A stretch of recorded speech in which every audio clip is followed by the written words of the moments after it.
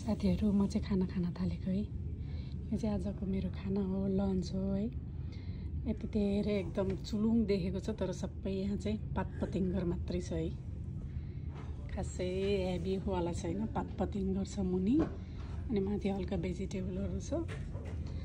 त्यही भएर यो अल्को देखेको हो है, तर धेरै ठुलो चाहिँ छैन है। यो चाहिँ मेरो आजको लन्च हो। खाए ल। दिदीको डायलग चोर्नु पर्यो अब। खाए ल भनेर खानी गर्नु पर्यो। म पनि न भाइरल भइहाल्छु कि हैन दिदी। खाए ल भनेर भाइरल भयो भनेदेखि त फेरि भइहाल्यो नि।